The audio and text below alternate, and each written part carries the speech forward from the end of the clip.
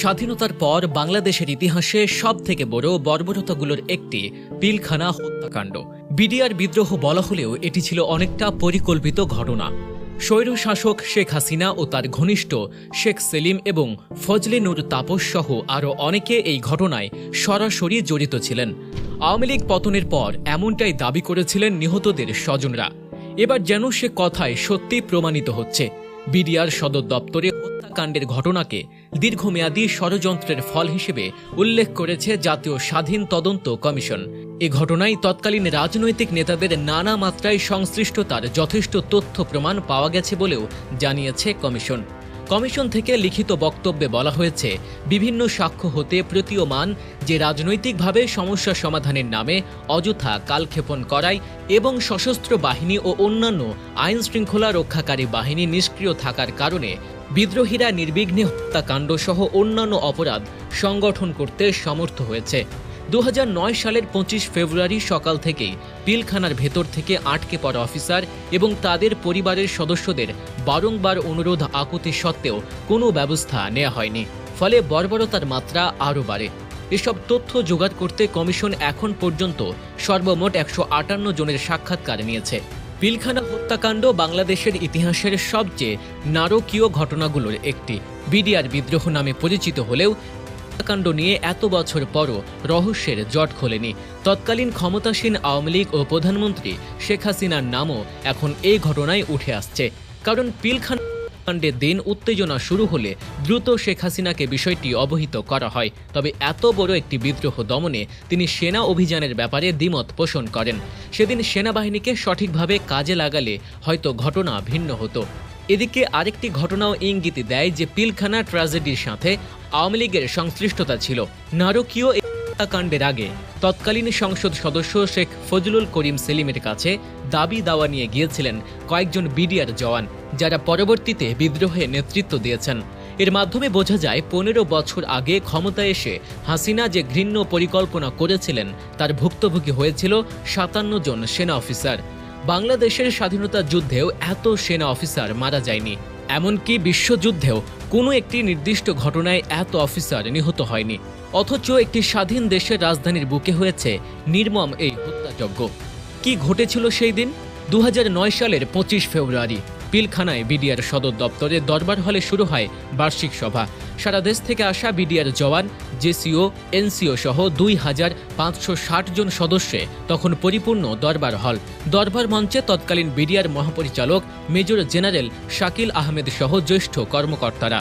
এদিকে বিভিন্ন দাবি নিয়ে ক্ষোভ প্রকাশ করতে থাকে জওয়ানরা। জওয়ানদের একটি দল সকাল 9টার কিছু আগে অস্ত্রাগারে গিয়ে সেখানে দায়িত্বরত এক মেজরকে জিম্মি করে অস্ত্র ও গোলাবারুদ লুট করে। সকাল 9টা 26 মঞ্চের বাঁ দিকের পেছন থেকে সিপাহী মঈন ও সিপাহী কাজল অতর্কিতভাবে মঞ্চে প্রবেশ করে। এ সময় ব্রিগেডিয়ার জেনারেল এম এ বারি তাকে নিরস্ত্র করেন।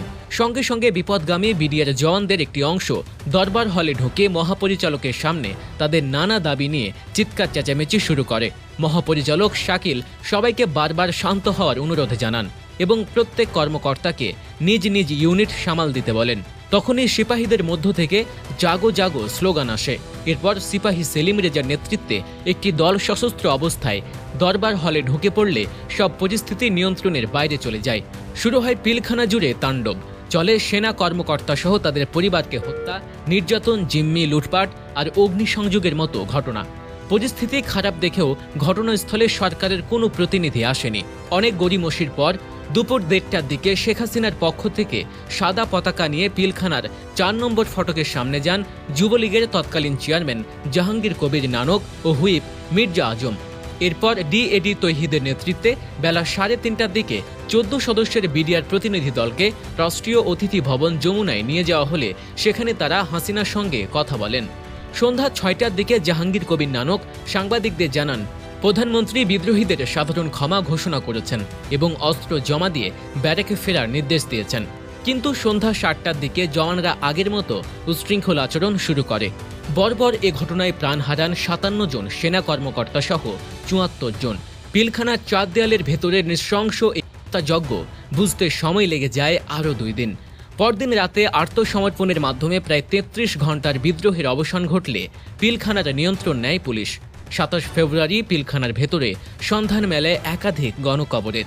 সেখানে পাওয়া যায় বিডিআরের মহাপরিচালক মেজর জেনারেল শাকিল আহমেদ ও তার স্ত্রীসহ সেনা কর্মকর্তাদের মরদেহ। উদ্ধার করা হয় ছড়িয়ে ছিটিয়ে থাকা গ্রেনেড সহ বিপুল পরিমাণ অস্ত্র। নারকীয় হত্যাকাণ্ডের পর সে বছরের 28 ফেব্রুয়ারি লালবাগ থানায় হত্যা ও বিস্ফোরক আইনে 2টি মামলা হয়। পরে মামলা দুটি নিউ মার্কেট থানায় স্থানান্তরিত করা হয়। ঢাকা মহানগর তৃতীয় বিশেষ আদালতের বিচারক মোহাম্মদ আখতারুজ্জামান 2013 সালের 5 নভেম্বর মামলার রায় ঘোষণা করেন। রায়ে বিডিআরের সাবেক ডিএডি তৌহিদ সহ 152 জনকে মৃত্যুদণ্ড দেয়া হয়। এছাড়া 160 জনকে যাবজ্জীবন কারাদণ্ড এবং 256 জনকে বিভিন্ন মেয়াদে সাজা দেয়া হয়। অভিযোগ প্রমাণিত না হওয়ায় 277 জনকে খালাস দেয়া হয়। তবে এই ঘটনায় প্রত্যক্ষ ও পরোক্ষভাবে ক্ষতিগ্রস্ত অনেকেই দাবি করছেন ঘটনার মূল আসামিদের বিচারই হয়নি। যাদের হুকুম এবং উস্কানিতে এমন হত্যাকাণ্ড হয়েছে তাদের বিরুদ্ধে কথা বলার সাহসও পাননি অনেকে।